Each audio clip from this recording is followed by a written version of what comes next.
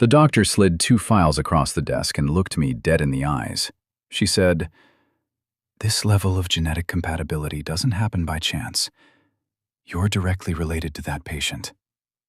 And then she said the part that made the whole room go quiet. "There's more, Marcus. The patient is a 16-year-old boy." I had no children, none that I knew of. It was a Tuesday night in late October. I had just picked up a double-double from In-N-Out on Sepulveda and was heading home to watch whatever game was on. That was the plan. Then my phone buzzed. It was one of those community health alerts I'd signed up for years ago and forgot about. Something about a rare blood type needed at Cedars-Sinai. Critical patient. A B negative. My blood type. A B negative. That's one of the rarest types out there. Less than 1% of people have it. I sat at that red light for probably 10 seconds, just staring at the screen. Then I made a U-turn on Wilshire and drove to the hospital. I didn't think about it much. I figured, someone needs blood, I've got it. Simple as that. I had no idea what I was walking into. My name is Marcus Allen Webb. I'm 38 years old, and I live in Inglewood, California, about 15 minutes south of downtown LA, if traffic's cooperating, which it never is. I work construction, have for about 12 years. I pour concrete, I build frameworks, I show up at 5 in the morning, and I don't complain. That's the life I know. I drive a beat-up 2009 Chevy Silverado that's got more miles on it than I'd like to admit. I live alone in a 2-bedroom apartment off La Brea. I got a few good friends, a fantasy football league I take way too seriously, and a mom in Compton who calls me every Sunday to make sure I'm eating right. I'm not a complicated guy. I'm not rich. I'm not special. Or at least, that's what I thought. I need to back up. Because none of what happened that night makes sense without first telling you about her. Her name was Vanessa. I met her when I was 21, right here in Los Angeles. She was from Pasadena originally. Quiet neighborhood, big family house on the east side of the city. She was 20 at the time, studying nursing at Cal State LA.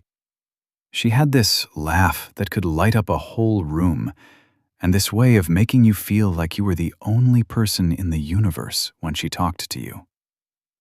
We dated for almost 2 years, and man, those were the best 2 years of my life up to that point. For her 22nd birthday, I saved up 3 weeks of pay from my warehouse job at the time and bought her a gold bracelet. It wasn't expensive, but it had a small charm on it, a crescent moon. She loved it. She never took it off. And then, 3 weeks later, she was gone.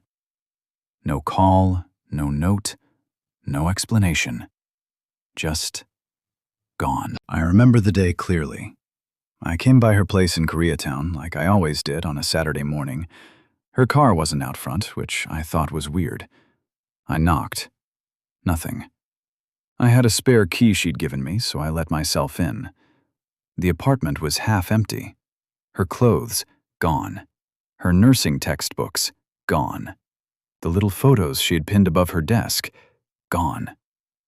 But the weird thing, the thing that always stuck with me, was that her bed was made. Neatly. Like she'd planned to leave. I called her cell, disconnected. I called her family. Her mother picked up, and all she said was, "Vanessa's moved on, Marcus. Please don't call here again." And she hung up. I was 23 years old. I didn't understand what happened. I went through every emotion, confusion, hurt, anger. I drove past her parents' house in Pasadena twice that week, just trying to make sense of it. Eventually, a mutual friend told me that Vanessa had gone back to her family in Louisiana. Baton Rouge, he thought. And then, years later, I heard through the same mutual friend that she had passed away. Some kind of illness. He wasn't sure of the details. And I grieved. Quietly. Alone. And then I tried to move on. The donation itself was simple. I checked in, they confirmed my blood type, drew what they needed. The nurse, a young woman named Brianna with braids and kind eyes, told me I was a lifesaver. Literally. I asked what happened to the patient. She said a teenage boy had been in a serious car accident on the 405 near Culver City. He'd been rushed in about an hour before. Critical condition. I felt something. I don't know, a quiet kind of heaviness. A 16-year-old kid, alone in a trauma bay on a Tuesday night in LA. I sat in the waiting area for a while. I don't know why. I could have walked out. I'd done my part. But something kept me there. I was on my second bad vending machine coffee when a woman in a white coat came through the double doors. She was moving with purpose, scanning the room. When her eyes landed on me, she stopped. She walked straight over. "Are you the donor?" she asked. "Yeah," I said. She exhaled. "I need you to come with me. There's something you should see." Her name was Dr. Rachel Patterson. She was one of the attending physicians on the trauma team. She closed the office door behind us and sat across from me like she was choosing her words very carefully.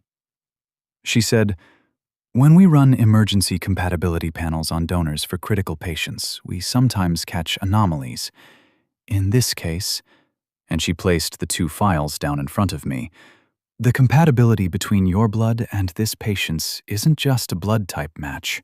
The underlying genetic markers are extraordinarily similar, closer than we'd expect from even a partial family match." I stared at the papers. I'm no doctor. Half of what I was looking at looked like a foreign language to me. She pointed to a highlighted row. "This level of compatibility, statistically, doesn't happen by accident. The data indicates a direct familial relationship, either a sibling or, more likely, a parent and child." The room went very quiet. "You're saying," I started. "I'm saying," she said carefully, "that you may be this boy's biological father." I felt something shift in my chest, like the ground had moved 6 inches to the left. "That's not possible," I said. "I don't have kids." And that's when she folded her hands and said, "There's more. The patient's name isn't in our system yet. He had no ID on him. But one of the nurses found a document in his jacket pocket, an emergency contact form. Under Mother, there's a name listed." She slid a 3rd piece of paper toward me, and there it was. Vanessa Renee Thibodeau. The woman I had been told was dead. I asked to see him. Dr. Patterson hesitated. Then she nodded and walked me down the corridor. The ICU is a quiet place at midnight, the kind of quiet that sits heavy on your chest. Every beep matters. Every number on those monitors matters. She stopped outside the glass and said, "He's stable. He came through the worst of it." I stepped up to the window, and I stopped breathing.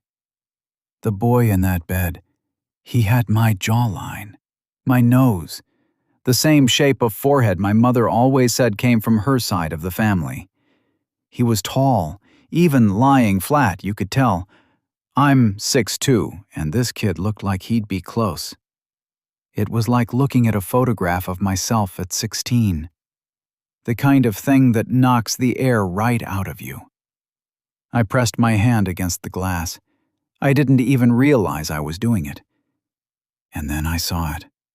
On his wrist, just below where a monitor was attached. A gold bracelet. Small, delicate, with a tiny crescent moon charm. My legs nearly gave out. I had bought that bracelet. I had clasped it around Vanessa's wrist the night of her 22nd birthday. 16 years ago.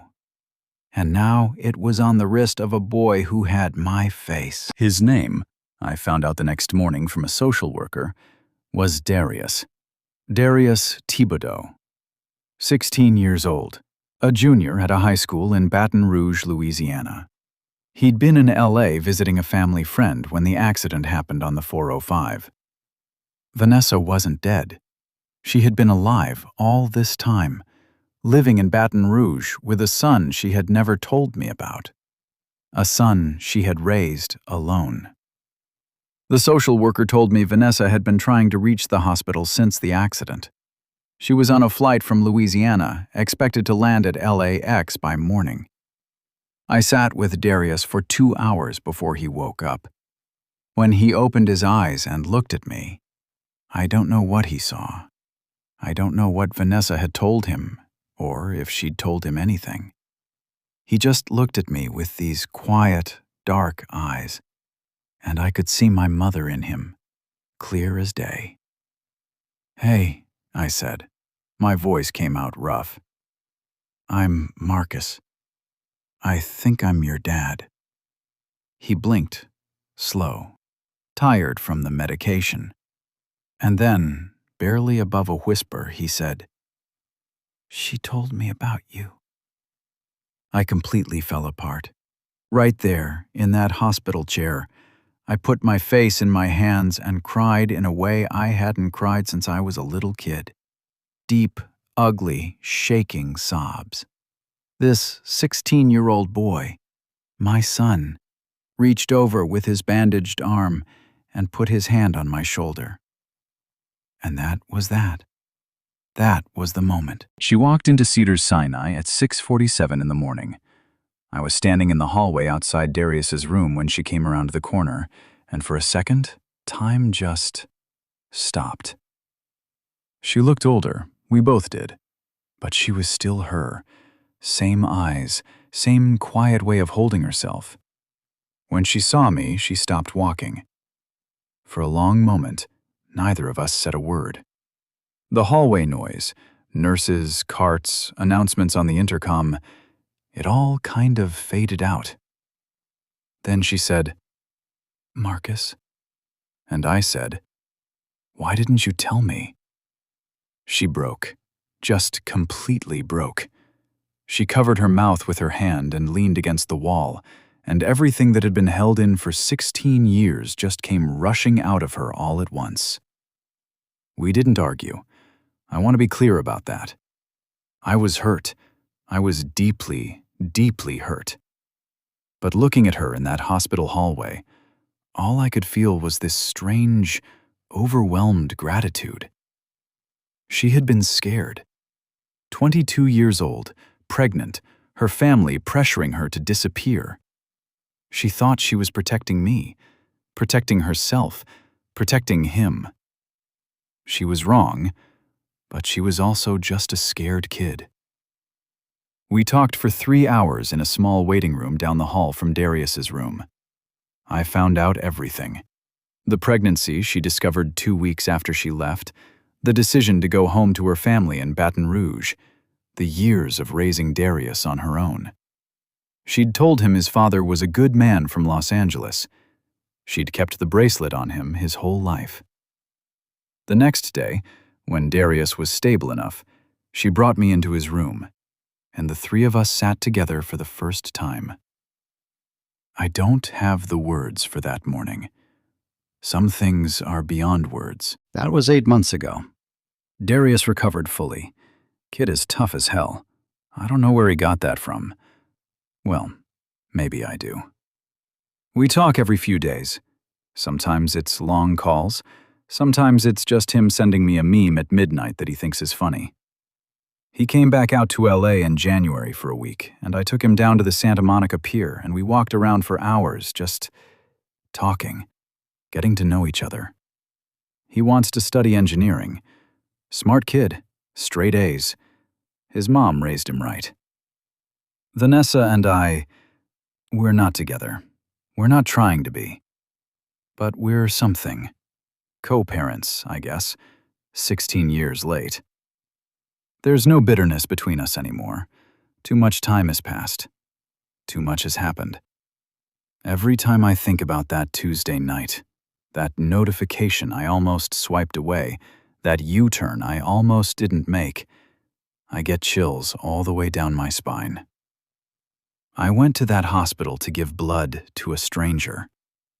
I came out with a son. Life is wild, man. It really is. If you're out there holding on to something you've been too scared to say, call somebody. Write a letter. Make the U-turn. You never know what's waiting on the other side of it. If this story touched your heart, if it reminded you that life has a way of bringing people back together when you least expect it, hit that like button and subscribe so you never miss another story like this one. I drop new reunions every single week. Someone in your life needs to hear this story. Share it with them right now. You just heard a story about a U-turn that changed everything. Want to hear another one? There's a video on your screen right now about someone who walked into a stranger's home and realized they'd been there before. Click it. You won't want to stop watching.